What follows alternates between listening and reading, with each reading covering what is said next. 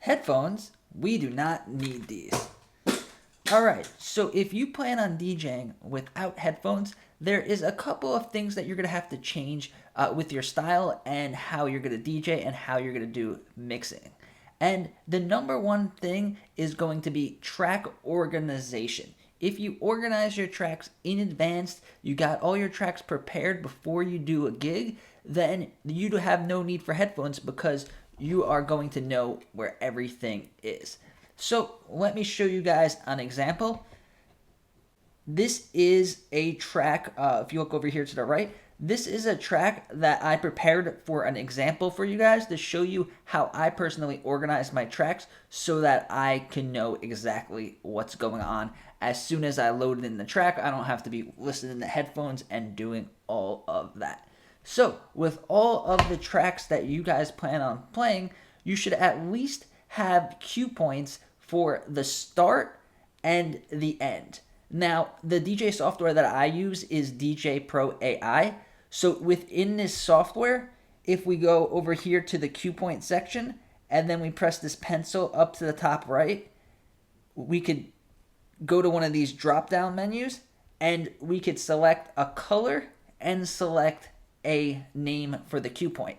So if you guys are using other softwares, they have this similar feature. So make all of your start cue points one color and make all of your end cue points another color. So for me, it made sense for my start to be green. At least I think that's green because I'm colorblind. And then my end is going to be red. And then I just write start for the start one and end for the end one.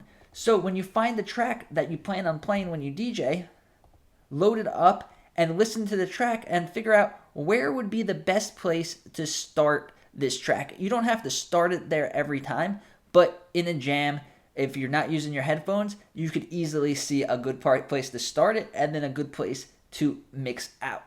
So as soon as I load up this track, I have my cue points and you can see on the waveforms up here, I know what's going on, and then I have my start and my end. So number one, if you're not using headphones, you better make sure that your cue points are set. Another one is going to be to learn DJ visual cues. So headphones give us the audio cues so we can cue stuff up in our headphones. But we're not going to be using headphones, so how do we know what type of sound, what's going to be going on in the track? I'm going to show you. All right, so here we go. Let me just take this one track out. So the only track that I have loaded up is here at the bottom. So we could see that these waveforms are really small. So small waveforms are going to equal a small sound. So if you think of like vocals or intros or small sounds, kind of like melodies and stuff like that, are going to be shown as these small waveforms. So let's just hear what it sounds like.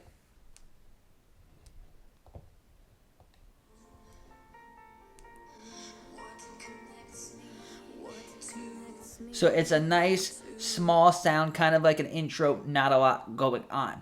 But as the song progresses, we'll see the waveforms getting a little bit bigger and a little bit bigger. So it's kind of forming a funnel. So it's going like this. It's going from small and getting bigger. That means that something is going to happen. It's a buildup. So listen to what it sounds like here. So we could tell that there's a buildup coming up. And then here, at the top,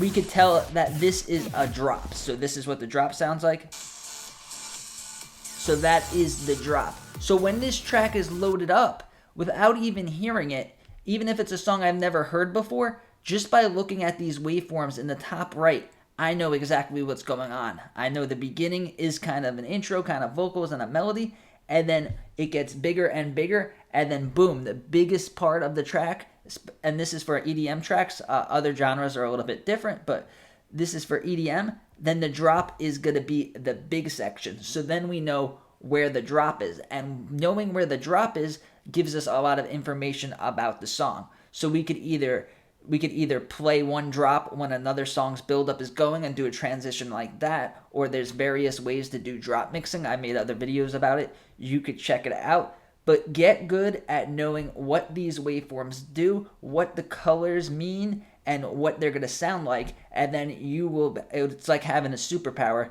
because now you know exactly what's going on in the song. Another way to tell what's going on in the song without using headphones is by looking at the beats and the bars. So I think all DJ softwares have this. If you look on the waveform, look where my mouse is, you see this is one. You see where the 1 is? That's 1, 2, 3, and 4. So that's how music is organized by beats and bars and phrases. So by being able to see which beat and which bar we're up to will help us be able to do our mixes between the two songs, because if you mix the songs at the correct time, then your mix will sound a lot better, and it will keep with the structure of the song and make your mixes sound really seamless. And another feature that can help us out with this a lot is going to be the skip feature. So in DJ Pro AI, if we go to the cue points, and then we go to pitch cue, and then we go all the way here to slice, we could do the drop down menu and get to skip. So let's say we want to mix one song after 16 beats. We could just simply go to the beginning, go to number 1 in the song, and then we could go skip forward, and it's automatically going to give us 16 beats ahead of where we started. And then this is a great way to organize our cue points, because we could say we want to start this track, we want to start the mix in 16 beats, 32 beats, or even 8 or 4 beats. So pay attention to the beats and the bars, and then you don't need your headphones to mix. Another thing is to do non-beat matching transitions. So you could do transitions such as echo out. You could do transitions such as big BPM transitions. We could do transitions by using effects and using samples. And this way we don't have to rely on beat matching. We don't have to rely on lining up all of the beats. We could just play an effect or play a sample and then go into the next track. So this also helps if you're DJing with Bluetooth speakers, because if you're DJing with Bluetooth speakers, you're not going to be able to use headphones. So by doing these transitions, your mix will still sound professional, and you will avoid all of the mistakes. So if you found value in this video, give it a like and subscribe to the channel. Also, if you have any comments or questions that you want to ask, specific stuff about DJing or DJ Pro AI, ask me in the comment section. I try to get back to all the comments as soon as possible, and thank you for watching.